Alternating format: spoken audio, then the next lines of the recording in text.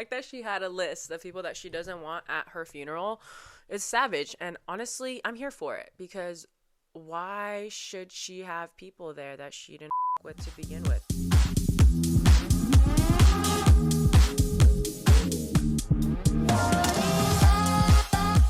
Hello, friends. We have another beverage today. I opened it, and I'm sorry, I should have done my usual ASMR, but here's that. Here's that. That's delicious. Today we're working with Cherry Limeade Waterloo. I think out of all like the sparkling water brands, my favorite is Waterloo. I also love Bubbly, Michael Bublé. And yeah, I think third comes like the LaCroix. Is that what it's called? But yeah, there's like so many different brands now, and I'm here for it because it gives me the satisfaction of drinking. So no, it's not soda, because you're not getting a sugar high. It kind of gives the same satisfaction of like drinking soda because it's sparkling without all the sugar. Comment down below you guys' favorite soda flavor, or brand, not flavor. For me, it's Dr. Pepper. I think Dr. Pepper is extremely elite. Dr. Pepper supremacy runs through my veins and my morals and my values. There's just something about Dr. Pepper, and like it just can't be replicated. So let me know what you guys think. A close second would probably be Coke Zero. But yeah, that's my vibe. So how's everyone's Leo season going? Did you guys have a good week? I feel like we're a week into Leo season. Yeah, a week in. I feel like I'm having a much better time than I was having during Cancer season. This past weekend, actually, I went back home with my mans, and we went to my brother-in-law's 50th birthday party, which was extremely lit. It was actually so fun. My sister hired belly dancers, so that was a vibe. I feel like any Middle Eastern party, if there's going to be belly dancers, you already know that it's about to get fun. And the belly dancer actually, like, well, I don't know if she set this up, but I think my sister, she brought like all of these like accessories for belly dancing. So she was kind of like teaching people, especially the men and especially my brother-in-law, to belly dance. And it was truly the best thing ever. I really, really enjoyed myself. The food was so good. Ugh, like if you're going to a Middle Eastern function, best believe you're gonna leave feeling like you're 10 months pregnant, not 9, obviously 10. Because there's gonna be dessert, there's gonna be pastries, there's gonna be appetizers, an array of fruits everywhere. Obviously, because we have like the pre-dinner dessert with the tea, and then obviously the post-dinner dessert with the tea. And dinner was so good. There was like all these like kebabs and different types of rice. Oh, it was just so good. Anytime I visit home, whether it's like we're doing any sort of like dinner, family dinner outside, but like even just like being at my mom's or my brother barbecuing, the food is just so good. And I am just so blessed to come from a family where like anytime I come back, like there is like leftovers packed. Sometimes my mom actually just cooks my favorite dishes specifically for me so I can take it back home, which I do not take for granted at all. Like I will never take that for granted. I know how blessed I am, and I'm just so grateful for her. I actually just left her a voice memo after I ate some leftovers, and I was like, I just had the best plate of food, and I just love you so much. Thank you for being my mother. Like truly, truly. So if you have a mommy and she does things for you or has done things for you in the past, don't forget to leave her a little voice note, send her a text, give her a call, because I truly think it makes them feel so seen and happy when we just, show them that appreciation, because they're just doing it out of the kindness of their hearts because they want to, and that's how moms are. But if you just have a couple of minutes in your day to just call them or send them a text and let them know that you appreciate them, I promise you the high you're going to get from doing that, it's unmatched. and you're going to make them feel good too. You're going to help them have a good day. Okay, then after, we had the party or whatever, so the next night I had a sleepover with my niece and nephew, and I love them so much. I love all my nieces and nephews. But I was specifically having a sleepover with one of my sister's kids, and what did we watch? We watched Harry Potter. So I always told them when they were young, like, when you guys get older, we're gonna watch Harry Potter together. So now as they're getting older, we're watching Harry Potter. And it's so fun. We're on the second movie, so we just finished the second movie. Next time I see them, we're gonna watch the third one. As they get older, it gets darker. The movies get darker as they progress, so I feel like it's like the perfect age for them to like grow, and then like they'll like fully understand what's happening. And I just love it. And but I will say, we know this already, but this generation of kids, I feel like they need to feel stimulated in so many different ways that it's hard for them to pay attention the whole way through a movie. Honestly, let me just judge myself real quick, because I feel like I also have a hard time fully paying attention to a show or movie I'm watching. So I'm going to give them some grace. They grew up like iPad kids, a lot of them have had screen time from when they were young. And I think that's normal with their generation. So it is probably harder for them to pay attention. But I actually have surprised myself with how much patience I have.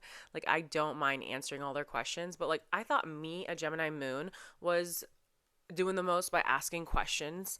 Like, I always ask my boyfriend questions. Like, it's not like he's watched the show before, but somehow I'm asking him, like, is that what happened? Is this what happened? And he's like, I don't know, I'm watching it with you.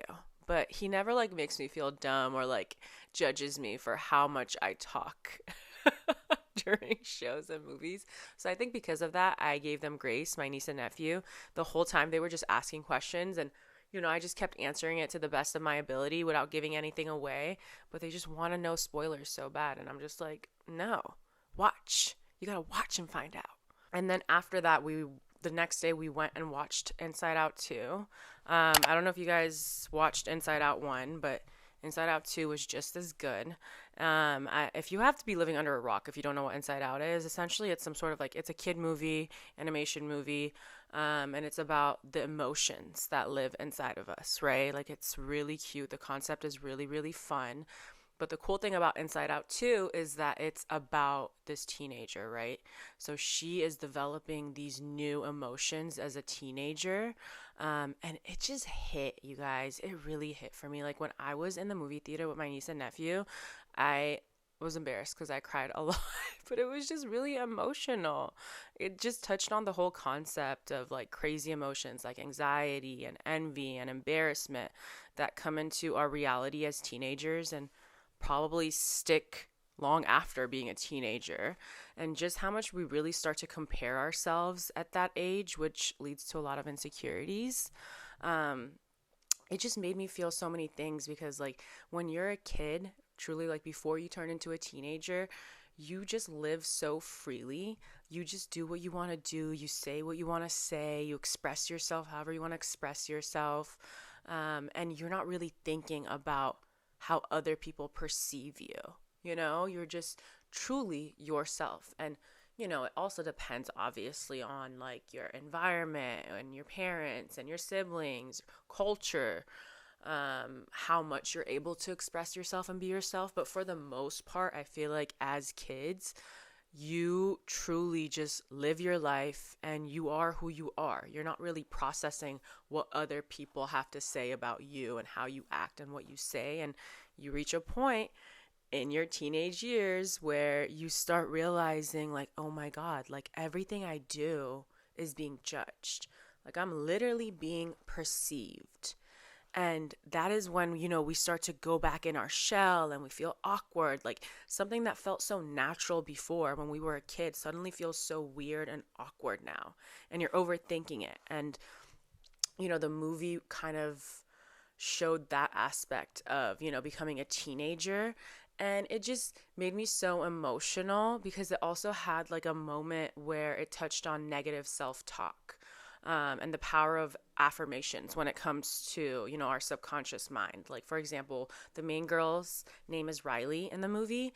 And, before she was a teenager, she has all these like beliefs about herself, right? Like, for example, like, I am smart. My parents love me. I am a good friend, like all of these things, right? And it showed that in her mind, these are core beliefs that she has, right?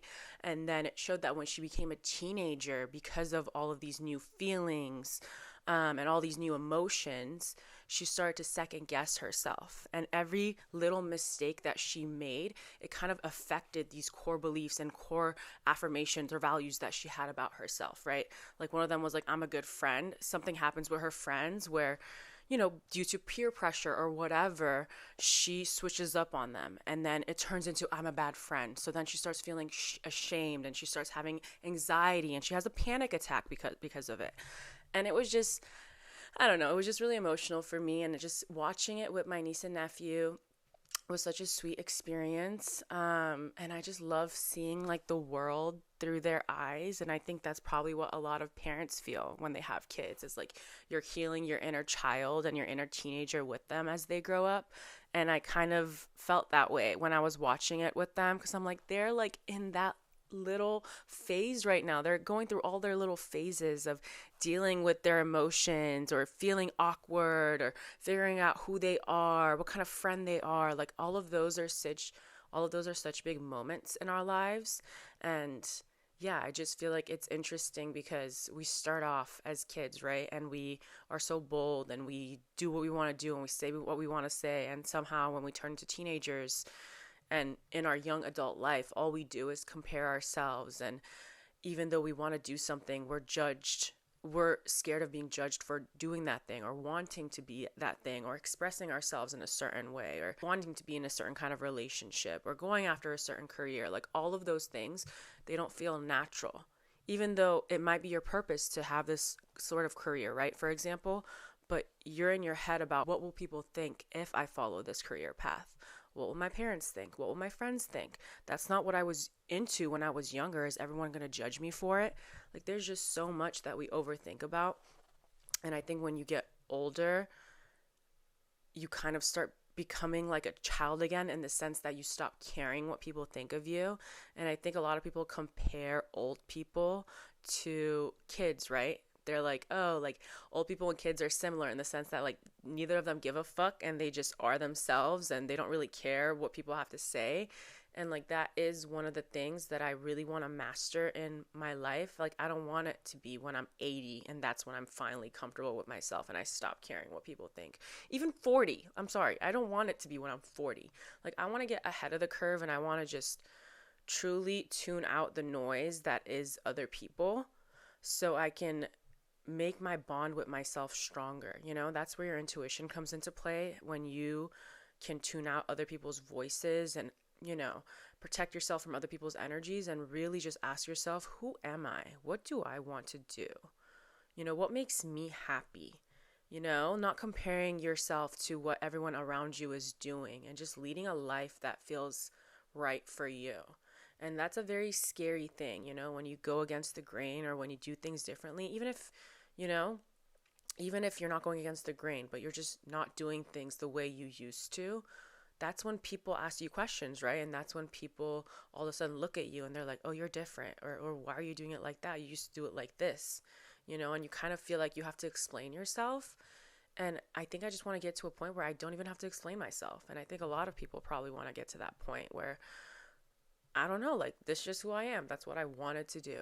I don't have to give you, MLA format essay from beginning, middle, and end and tell you exactly why I'm doing this and why I'm changing this and why I decided to do this. I did it because I felt like it and it just felt right. And that should be the end of it. That should be the end of the conversation, On another note, I wanted to thank you guys so much for the love and positive responses to my first solo video last week. I really, really, really appreciated it. And obviously it was nerve-wracking doing it on my own. And I know it's going to get more comfortable and I'm going to feel like it's more natural the more I do it. But I just wanted to give a shout out to anyone who commented or the people that sent me an email. Like, truly, I really, really, really appreciate it. And you have no idea what it means to me. Like, it puts such a big smile on my face. And I'm just really looking forward to being here with you guys and just talking to you about anything and everything. And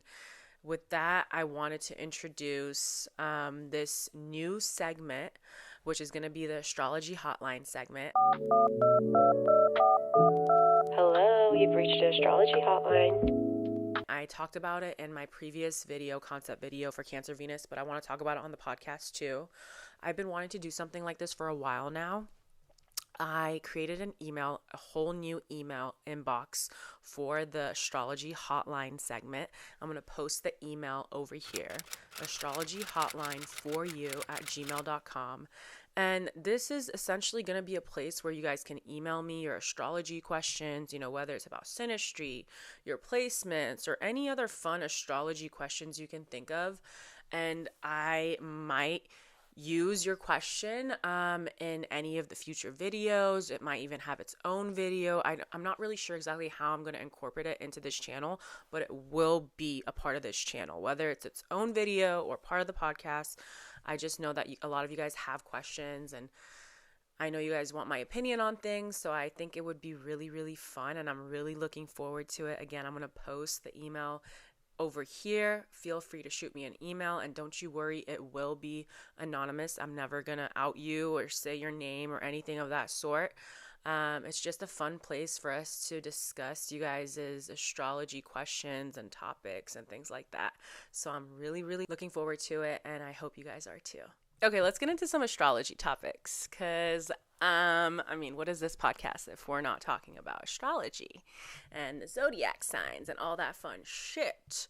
So, this past week, I saw a post about Shannen Doherty, R.I.P., and how she left a list of people she doesn't want at her funeral, right?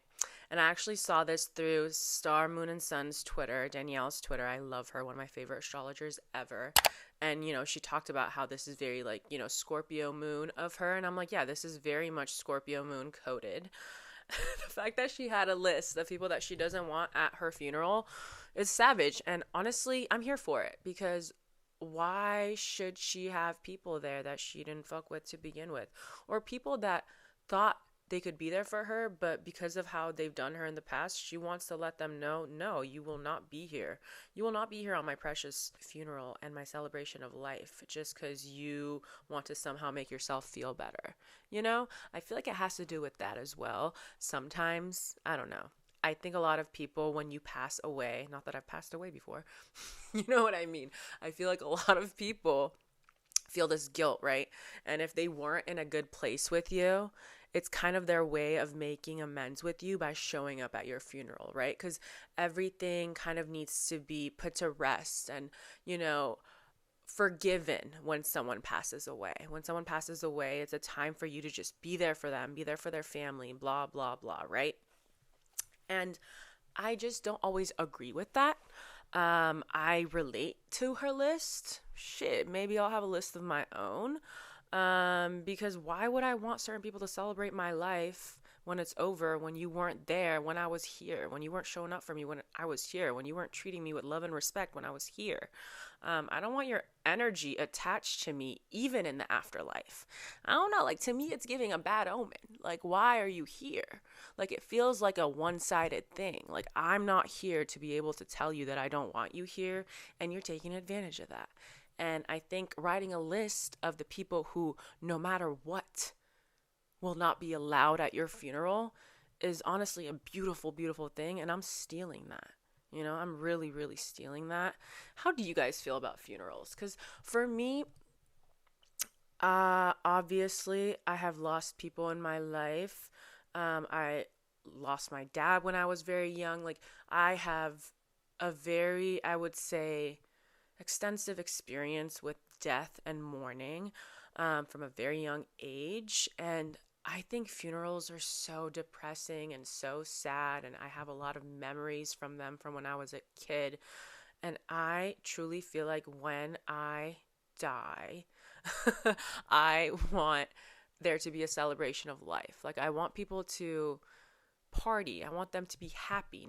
Obviously, like, not happy that I'm dead. You guys know what I mean. Like, happy to have known me, happy to have experienced a relationship with me. And I don't want it to be all somber and sad. Like, who am I to control other people's feelings if I pass?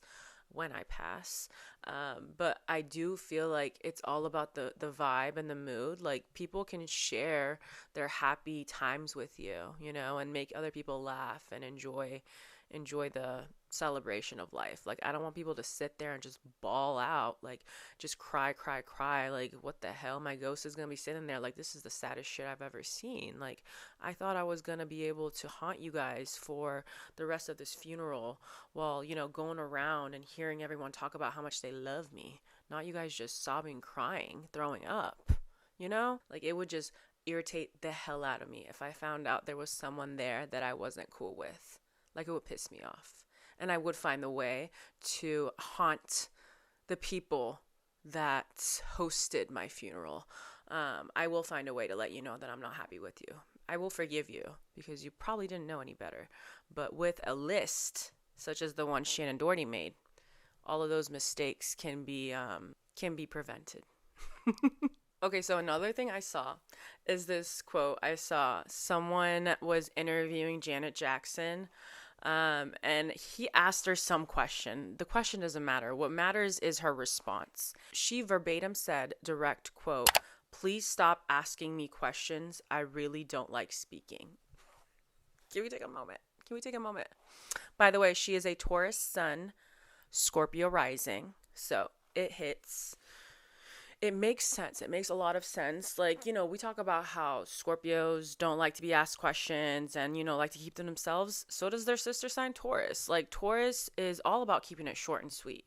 You know what I mean? They make the biggest impact with the fewest of words. And I really thoroughly enjoy that about Taurus energy. They don't feel the need to over-explain themselves. You get what you get.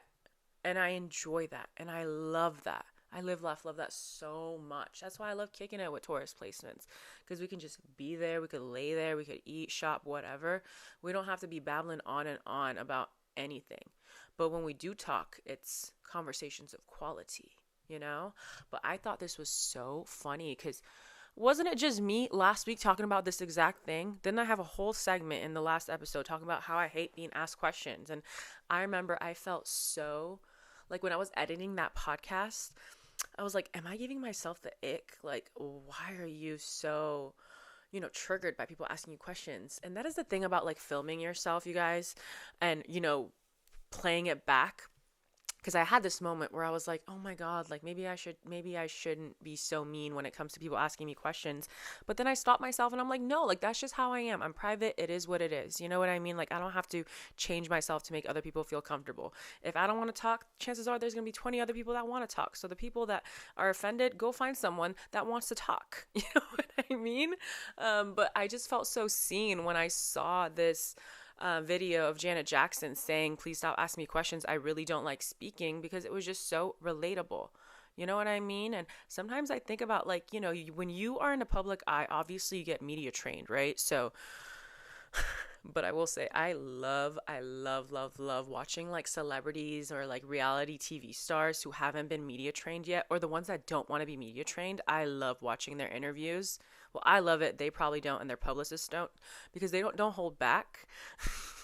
And they just kind of, like, dig themselves in a hole, and it can be really, really funny as a viewer.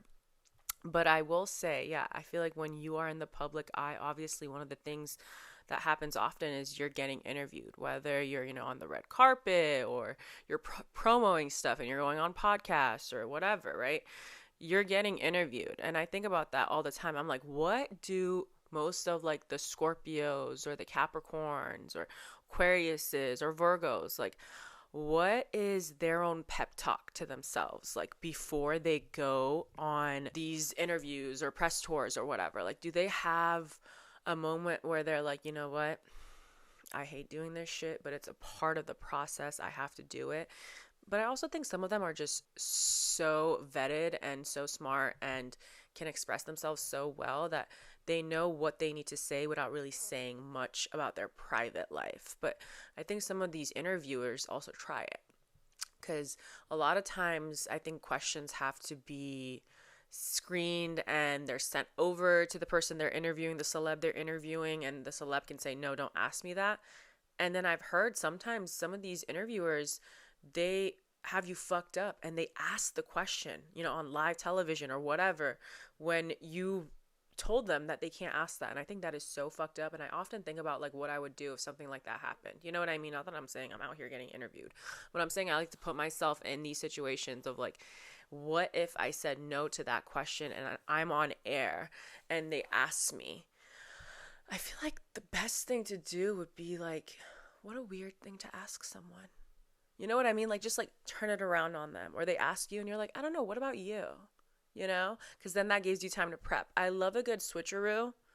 That is one of my tips. If you've been here long enough, I love to do that. Like, if you get asked something and it's catching you off guard, ask it back. Turn it around on them. Because if they feel comfortable asking you, they should feel comfortable answering the question. So I don't know. That's one of my tips and tricks. Follow for more tips and tricks. But for real, like as a Scorpio, I get it. And this just hit for me. And I absolutely love that she was sitting there for an interview and boldly said, please don't ask me questions. I really don't like speaking. Like, I live, laugh, love that so much. Okay, so I want to talk about me being sensitive, because if you didn't know, yes, hi, I am sensitive. And I used to blame my sensitivity a lot on the fact that I'm a water sign, because it's the easiest thing to do. Water signs always get heat for being overly sensitive and making things too deep, blah, blah, blah, blah, blah. I've come to realize that actually the biggest culprit and the actual person of interest, placement of interest, when it comes to my sensitivity might be my Gemini moon. I mean, granted, it could be a combination of my Gemini moon and my Scorpio, but lately I've really been analyzing my Gemini moon as a Gemini moon. I'm always analyzing my relationships with people, how they communicate with me, and it's a lot of assumptions, which isn't good. So let me explain. I feel like in the age of, social media and technology, right, we're always communicating with people via text. And I do this thing where I overanalyze what someone means, even with just a basic bare minimum text, if I feel like it's not their usual way of communicating with me. Granted, the person can be busy, maybe they're having an off day, but as a Gemini moon, I will do this thing where I will run it back to like 3 days ago, a week ago, and think about every interaction we've had leading up to this moment and what may have caused it. You see what I mean? So like the assumption is that because I did something, that is why you are acting like that, which is really, really, really detrimental to my mental health. And I feel like it has to do with some sort of childhood trauma, because why am I always blaming myself instead of asking the person what they meant by that? You know what I mean? I think it comes back to the fact that I don't want to make it seem like I'm overly sensitive, even though I am overly sensitive, and also because I have a Gemini moon, so I tend to rationalize everything, and instead of just feeling what I'm feeling and expressing to someone, hey, by you saying this, it made me feel this way, I almost just retreat, go to my mind, and have an instant replay of everything that has happened, like I said, in the past week or two, that might make you act this way towards me. And it's exhausting.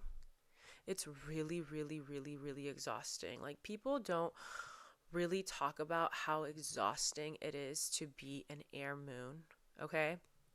I know water moons be going through the trenches too, but as an air moon, all you do is analyze your feelings.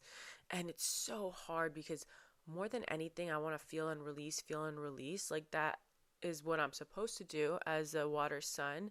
But my Gemini moon, it wants to literally create an encyclopedia of all the interactions that I've had with so and so to figure out why so and so did this. And I've read enough self-help books, or you know what I mean, have followed enough Instagram therapists to understand that, like, listen, at the end of the day, you cannot assume the reasoning behind why someone treats you a certain way or why they said something. If you really want to get to the root of the problem, ask them, be direct with them, right? But as a Gemini moon, I feel like I have this sort of confidence of like, oh, well, like if I think about it hard enough, I'll figure it out. Which makes no sense because this relationship includes two people. You know what I mean?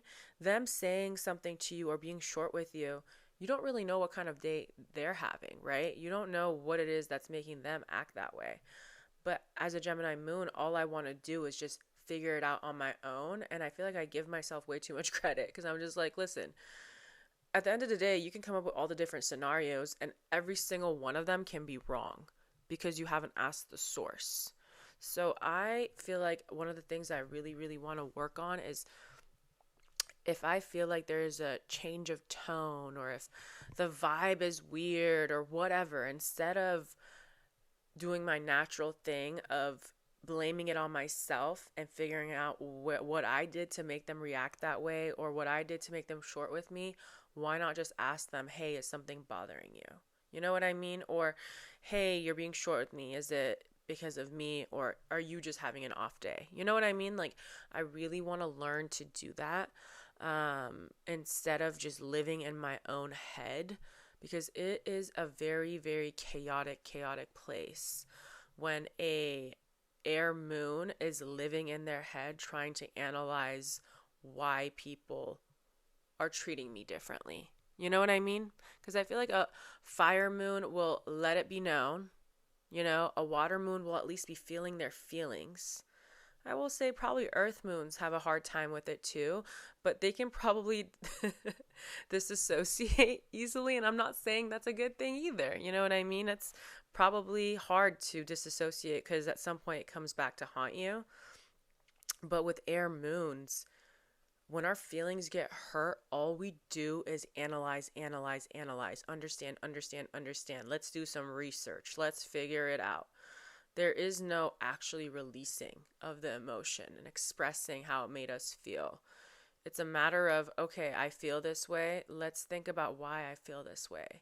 How is it that I feel this way? Well, the other time I felt this way, it was because of this. Is it because of this now? Like, every single possibility starts infesting my mind and it becomes, like I said, a dark place. And now I can't really focus on anything because all I want to do is figure out this one thing. I'm hyper fixated on this one interaction and it's hard. It's really, really hard. And like I said, I feel like it just takes away from my ability to live in the moment, right?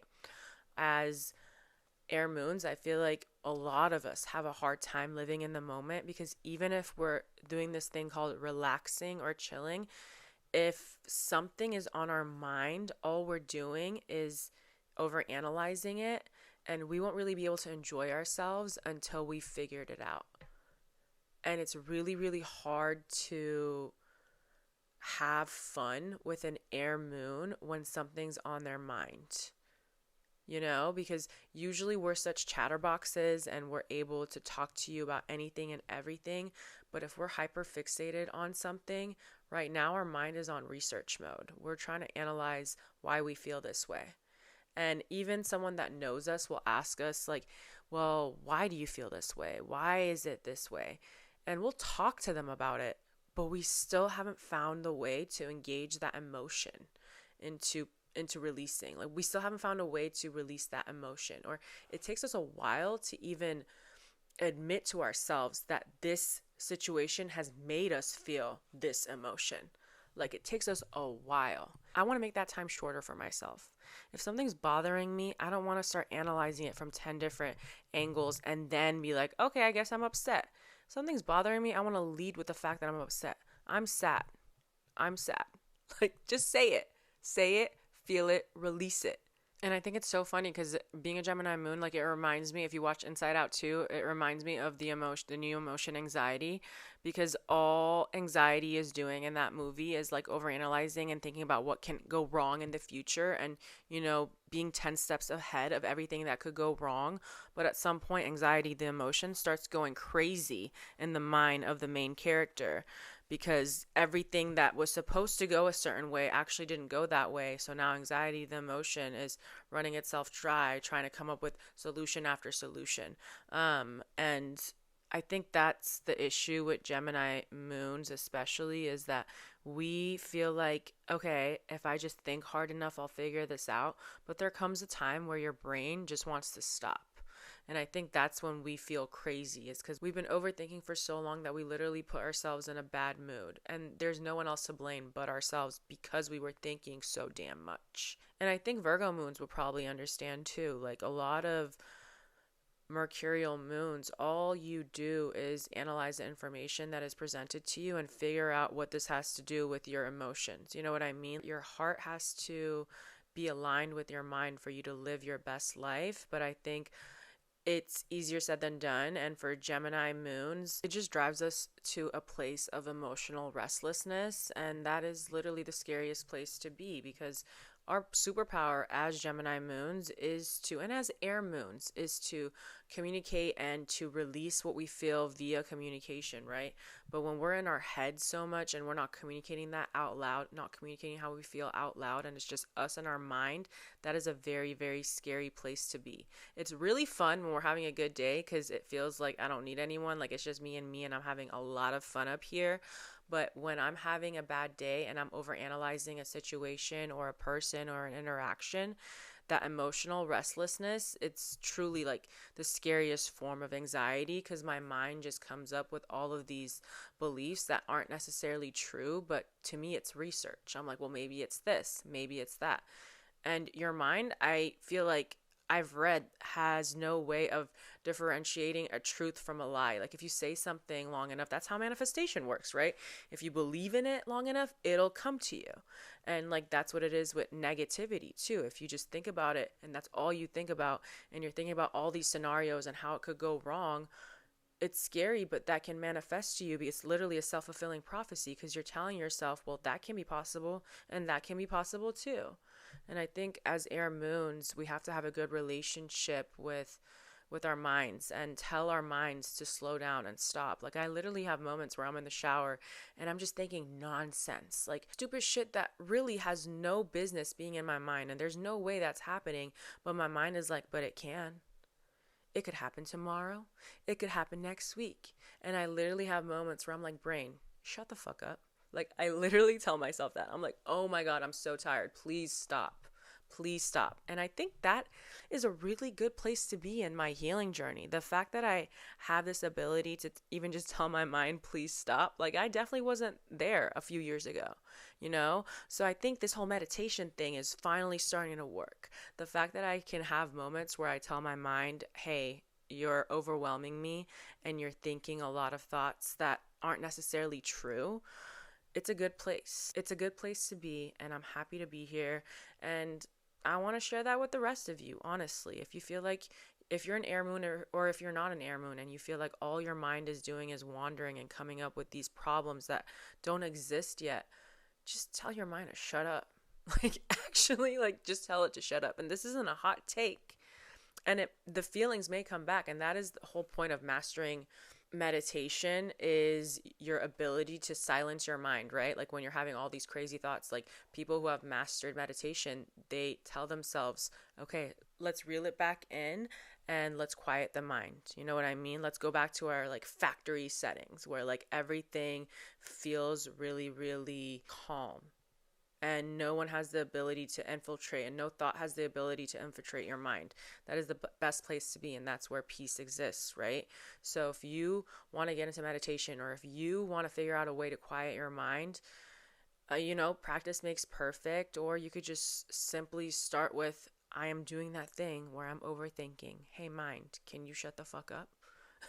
And you have to do that over and over again. You know what I mean? It's not just going to work the first time.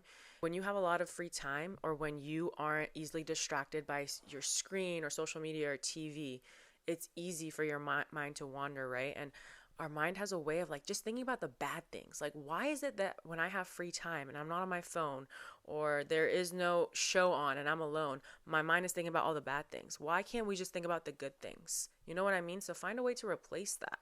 Instead of having that free time and using it to overthink and think about the bad things, we can all teach ourselves the ability to start thinking about the good things. You know what I mean? Like the whole concept of daydreaming. I love Pisces energy because all they do is daydream. And it makes me so happy because daydreaming can be a form of manifestation. You know what I mean? If your phone dies and you're outside and you're like, "Oh my god, what am I going to do?" Like it's just me and my mind. Like instead of sitting there and overthinking yourself into a bad mood, start literally daydreaming. Daydreaming about the life that you want. Daydreaming about the house that you want, the car that you want, what you would look like in it. What color do you want it to be? How would you feel when you're in it? Like honestly, that shit is so powerful, and visualization in our mind is such a beautiful way of manifesting. You know what I mean? It's just literally just get lost in your mind and fantasize about the life that you want. I think that's something that I've been trying to do too. Instead of overthinking, is just daydreaming, like being in la la land and thinking about what I want my future to look like, It's almost it's and it's really fun. No one's in your mind. No one can tell you that that dream is too big and that that house is too big or whatever. Like there's no way you can have that. No one is telling you all that. It's just you and you. So have a way of incorporating that into your daily life. Instead of thinking about all the bad shit that could go wrong, start daydreaming about all the good shit. Because listen, visual manifestation, it's so powerful. It's so powerful. Okay, the final thing I want to talk about is this post I saw on Instagram. I'll post it right here. And it was about dreams. And it was so funny because this girl basically said, first base is having intense prophetic dreams about each other. And I was shook because it is true. Like, do I even love you? Do I even care about you if I haven't had dreams about you? Like, truly, like, if we're not kicking it in the subconscious state together, do we even like each other? I have dreams about my friends. I have dreams about my man. It's crazy to me that some people don't dream, and it's crazy to me that people don't remember their dreams. Like, I mean, I'm not judging. Like, everyone is different, and some people hate dreaming. Me personally, I love dreaming. I mean, it's annoying when I'm dreaming and it's like really, it's annoying when I'm dreaming and I've been dreaming all night and I wake up tired. Those dreams I don't really like, because then throughout the day, all I'm thinking about is those dreams and it makes me tired. Or like when I have dreams that are like sad and like not true, but it makes me like second guess my real life. I'm like, what the hell? Like, how can something that is not real be affecting me this much? So that I don't like. But if you think about it, like the whole concept of dreams are so fun and funny because none of it really makes sense. Like sometimes you wake up from a dream and you're just like, what in the actual fuck? Like, what in the actual fuck was that? Like, how did that even come to be? How was I with this person doing God knows what? Like, it's just all so freaking crazy. Actually, how many of you guys have dreams where you're falling? Like, when you are, like, kind of at the beginning stages of falling asleep? Like, that happens to me often, where I'm, like, beginning to fall asleep, and then, like, I'll wake myself up because my dream was of me, like, falling. I don't know if that's like a normal occurrence, but I feel like it probably is. But it happens to me often. My boyfriend can probably attest to that because like sometimes I'll just be like falling asleep on him and then I'll just like jerk and like wake up. And it's because like in my dream state, I was like falling and I like got scared. So I woke up. Like that is honestly a trip. But yeah, I love dreaming. I think it's so fun. And I'm lucky enough to have friends and a partner who is down to talk about my dreams with me. I know some people get like really weird about that shit and like they're like, I don't want to talk about dreams. That's so stupid. It's not real. And I'm like, oh my God, who invited you to the party? You must be really fun at parties. Because why can't you just let your imagination run wild? Like at the end of the day, sure, dreams aren't real, but I feel like we would be stupid to assume that they don't mean anything at all. Because like, what is the point of having them if there's no reason behind it? I choose to believe that there is a reasoning behind it. My take on dreams is that we are traveling obviously through other dimensions. And maybe every dream is different, every night is different, but I do think that like um it's our like soul or spiritual body like traveling to different dimensions and doing different things, and like the whole concept of like interpreting dreams, I feel like it can't be as literal as like, okay, this happened in the dream, which means it's going to happen in real life. I think it has to do with like themes, like how did that dream make you feel? And does that feeling reflect what you're feeling in real life? You know what I mean? If that dream stressed you out, or like, for example, I have reoccurring dreams of me being in school and like passing or failing a test, right? And I get so anxious. And then I wake up and I'm like, girl, you haven't been in school in forever, and like, why are you still scared of like getting in trouble at school? But it's not as literal as that. Like, to me, I feel like those are like the times in my life when I was the most stressed, is like when I was trying to pass classes or do well on a certain test or whatever. Like, those are very stressful times. So whenever I'm stressed, I have dreams like that. Another dream that I've had that's reoccurring a couple of times in my life during really stressful times in my life, I had dreams that my teeth were falling out, which is really scary. And I feel like I've Googled that before, and I think the meaning is like, it has to do with like times in your life where you're really stressed and you have no control. But those, I've only had it like 2 times, and I can confidently say it was during times where like everything was unknown and it was scary.